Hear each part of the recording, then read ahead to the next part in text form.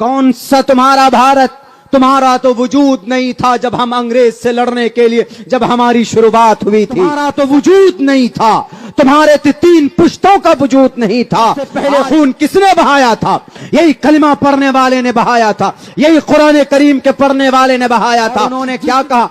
हमारा भारत, हमारे भारत में तुम्हारे कल्चर को नाफिज नहीं होने देंगे। कौन सा तुम्हारा भारत, तुम्हारा तो वजूद नहीं था जब हम अंग्रेज से लड़ने के लिए, जब हमारी शुरुआत हुई थी। सबसे पहले लड़ाई किसने की? बताइए ना। आसाम के जनाब स्वामी जी, आसाम के स्वामी जी माने जाते हैं वो। अगर मेरी ये तकरीर उनकी कानों तक पहुंचे तो बेटे आप जवाब बनाकर वीडियो के जरिए से मुझे इरसाल करना, मुझे भेजना। मेरा नंबर चाहिए तो मीडिया वालों से मिल जाएगा। बताओ तुम्हारा ये भारत कैसे है? सबसे पहले अंग्रेज से मुकाबले के लिए कलकत्ता के अंदर उनके ऑफिस को तोप लगाकर तोड़ने वाला अगर कोई था तो उसका नाम अली वर्दी खान था, मुसलमान था। 1755 के अंदर, उसके बाद उनका इंतकाल होता तो 1755 में 1757 के अंदर तो उनके नवाब सिराजुद्दौला मैदान में नजर आते। उसके बाद जरूरत पड़ती है तो लड़ाई के लिए तो 1799 में इस देश का शेर मुजाहिद फतेह अली खान टीपू सुल्तान वो मुकाबला करता। तुम्हारा तो वजूद नहीं था, तुम्हारे 3 पुश्तों का वजूद नहीं था। आज जिनके जरिए से तुम इस देश में दावा करने की बात करते हो, हमारा भारत, हमारा भारत, कौन से भारत की बात?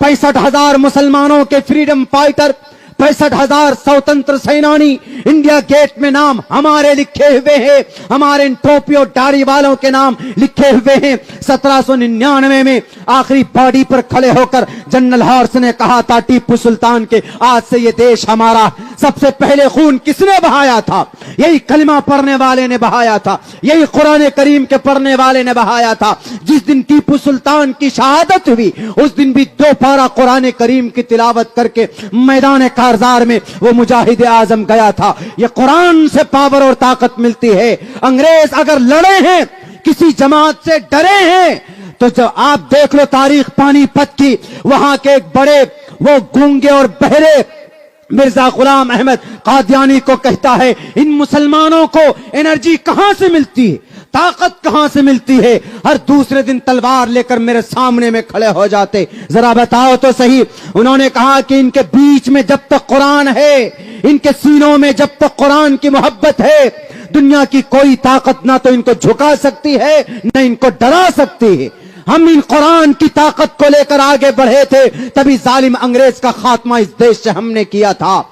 याद करो उस वक्त को जब 1806 के अंदर 1831 में पानीपत और मालाबार और जनाब ये बालाकोट की पहाड़ियों में सा इस्माइल शहीद रहमतुल्लाहि अलैह, सैयद अहमद बरेलवी शहीद रहमतुल्लाहि अलैह, ये जब गए थे अपने 51 लोगों को साथ लेकर शहीद हो गए, दफन हो गए। कहां था उस वक्त तुम्हारा आरएसएस? कहां था उस वक्त तुम्हारा बजरंग दल? कहां था उस वक्त तुम्हारा हिंदू महासभा? तुम तो पैदा भी नहीं हुए थे, उस वक्त तुम्हारा वजूद नहीं था। आज इस देश में डिक्टेटरशिप के जरिए से दावा करते हो कि ये देश मेरा है। उस वक्त कहां गए थे जब 10,000 उलमाए किराम को गाय के खाल में बांध कर आग के हवाले किया जाता था? टॉमसन की रिपोर्ट उठाकर पढ़ो। उस वक्त तुम्हारा वजूद कहां था जब 1857 में शामली की जंग लड़ी गई थी? इन्हीं कुरान करीम के पढ़ाने वाले मौलाना कासिम नानोतवी के कनपट्टी पर गोली लगी थी। उस वक्त तुम्हारे दादा भी नहीं थे, उनका बीज भी नहीं डला था, उस वक्त उनका वजूद तक नहीं था। 1857 की जंग जिनके कमांडर बने थे बहादुर शाह जफर, इस पादाश में मौलाना रशीद अहमद गंगोही जेल भेजे गए, मौलाना हुसैन अहमद मदनी जेल भेजे गए, मौलाना जनाब जाफर थानेसरी, हाफिज जामिन शहीद। मैं नाम गिनाऊंगा तो अभी बहुत लंबा वक्त लगेगा, लेकिन मैं कहना चाहता हूं उस बेजुबान बेलगाम घोड़े को कि वो बोलता हमारा भारत, हमारा भारत। कहां से तुम्हारा भारत है? मिल गया। कब पैदा हुए? तुम्हारा डेट ऑफ बर्थ क्या है? तुम्हारा डेट ऑफ बर्थ है 1925, जब इस देश में सब कुछ नॉर्मल हो चला था आहिस्ते आहिस्ते। सारी जंगें कौन लड़ी? तहरीक रेशमी रुमाल तुम्हारे दादा ने चलाया। जामिया मिल्लिया यूनिवर्सिटी 1919 में 1929 में तुम्हारे दादा परदादा ने उसके बुनियाद रखे। पूरे भारत के अंदर टॉप 10 यूनिवर्सिटी में नाम आया किसका? जामिया मिल्लिया यूनिवर्सिटी का। बताइए, सब कुछ तो हमारा, और फिर क्या बोलते? हमारा भारत, हमारा भारत।